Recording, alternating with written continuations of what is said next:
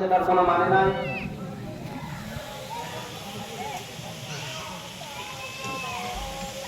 যে আজকের ঈদুল আজহার দিন পাইকার পাড়ার সারজমিনে আপনার যে ঈদগাহার অবস্থা, ঈদগাহার যে অবস্থা আপনার বেরাদার, যে আপনার অনেক কাজ করতে এখনো বাকি আছে। তো যারা টাকা দিতে ইচ্ছুক বা দান করতে ইচ্ছুক, এখানে আপনার দিয়ে যাবেন। এবং যদি এখন আপনার কাছে যদি কোনো টাকা পয়সা না থাকে, পরবর্তীতে আপনার নামটা বলে আপনার পরেও মসজিদে এবং কমিটিদেরকে দেওয়ার সুযোগ করে দেবেন।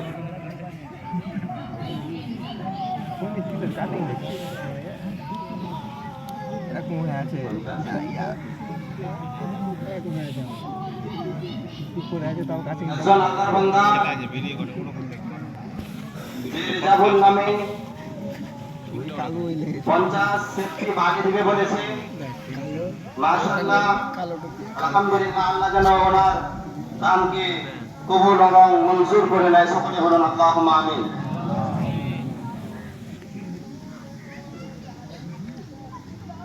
আরো যদি কেউ দিতে ইচ্ছুক হয়ে থাকেন তো দিয়ে যান।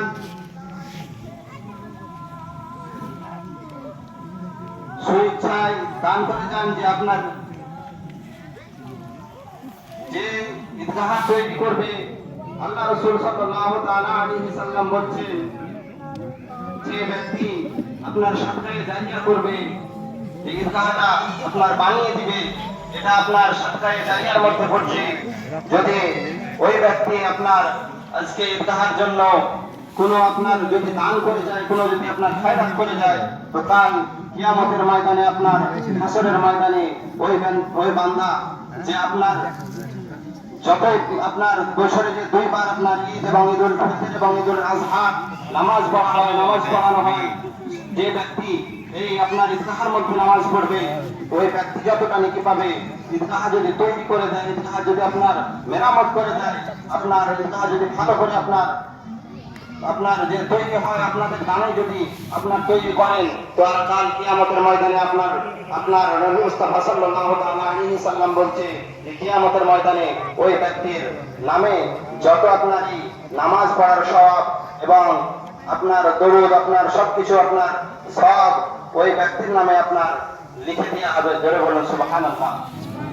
তো আপনারা যেটা পারবেন পুলিশ দিলে আপনার দান করে যাবেন, কেননা এটা অন্য আপনার কোন গ্রামের ঈদগাহ নয়, শুধুমাত্র কেবলমাত্র আপনার পাইকার পাড়ার সারজমিনে, পাইকার পাড়ার আপনার ভাই বেরাদারদের, আপনার বাবা বাপজিদের আপনার ঈদগাহ।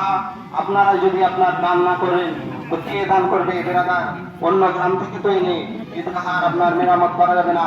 আপনাদের কাছে নিয়ে আপনারাই সাজাবেন, সাজাবেন, আপনার ঈদগাহ সাজাবেন। আপনার ওদিকে আপনার আল্লাহ রাব্বুল আলামিন আপনার কবরকে সাজিয়ে দিবে জান্নাতের, আপনার কবর জান্নাতের ফুল দিয়ে, জান্নাতের মেওয়া দিয়ে, আপনার জান্নাতের হাওয়া দিয়ে, জান্নাতের খুশবু দিয়ে আপনার বেরাদার আল্লাহ রাব্বুল আলামিন আপনার কবরকে সাজিয়ে দিবেন বেরাদার। তো আপনারা যে যা পারবেন নিজের আপনার ঈদগাহের জন্য দান করবেন বেরাদার।